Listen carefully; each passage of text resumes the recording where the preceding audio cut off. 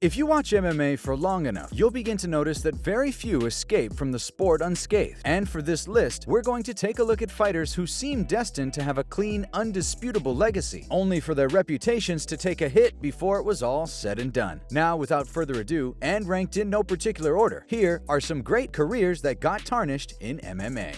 Jon Jones. In truth, we could make an entire video about how Jon Jones has tainted his near-perfect legacy over the years. As perhaps the single most talented fighter the UFC has ever seen, it would take something truly major for Jon Jones to find a way to cast a shadow over his accomplishments. And yet, somehow, he's managed to do just that. Ever since the midpoint of his title run, controversy has followed him like few athletes in the sport. From legal issues on the road, substance abuse, PEDs, poking people in the eyes, and even a case of domestic violence. The first thing that springs to mind when most people think of Jon Jones these days is not his many title defenses or his remarkable skills. Nowadays, we generally associate this longtime champion with his lowest moments, and unfortunately, there have been quite a few of them at this stage. I feel like no one's perfect in life, and I'm excited to just move forward. Tyron Woodley. Make no mistake, Tyron Woodley is one of the greatest welterweight fighters of all time. An incredibly athletic, methodical, and dangerous fighter who, while splitting fans right down the middle, had a resume that cannot be ignored. But after falling on some hard times in the octagon, losing his last 4 without winning a single round, his stock fell to another level entirely when he left the UFC. His first fight with Jake Paul, a YouTuber turned boxer, was probably enough to see him earn some of his respect back. But watching him get knocked out in the rematch definitely wasn't a good look for the once great champion. I went back and I looked at it, I'm like, why the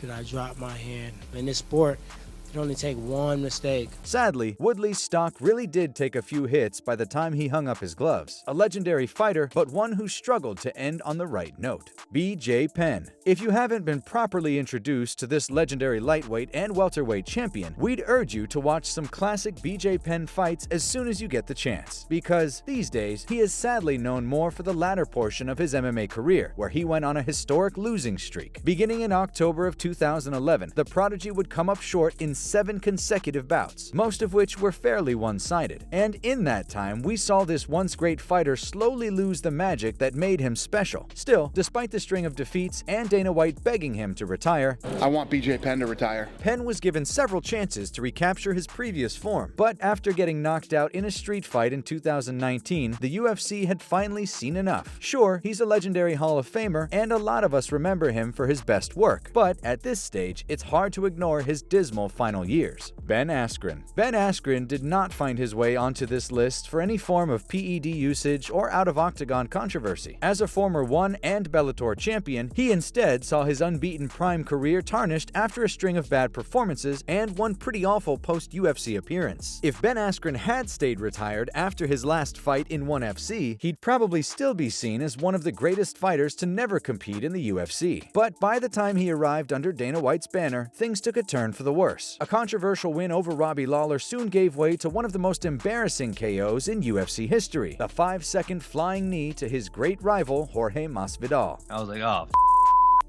I lost to George Masvidal. This freaking sucks. An underwhelming performance against Damian Maia would conclude his disappointing UFC run. However, what truly earned him his spot on this list was how he followed it up with a brutal KO defeat to Jake Paul, the very same Jake Paul who would later beat his teammate Tyron Woodley. I got knocked out by Jake Paul.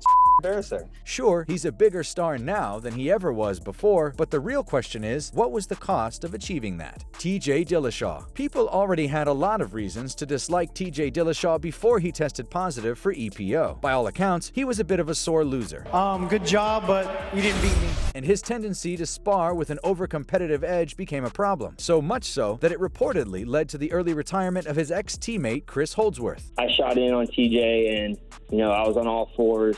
He was sprawled out and he kneed me on top of the head. After that practice, I was concussed. He also left Uriah Faber's Team Alpha Male on pretty bad terms, which made him a fairly divisive figure. But when TJ Dillashaw fought and lost to Henry Cejudo at 125 pounds, and then tested positive for the banned substance EPO, it wasn't a good look for the longtime bantamweight champion. And sure enough, as much as TJ tried to own up to his mistake and come clean, his entire legacy was called into question after that point. Let's start off first and foremost, I cheated. cheated, right? I don't want to run around that. That's why even I announced it when you saw it was coming out. Like, I didn't want to like create excuses. It was like, look, this is it. And it's a rough one, man.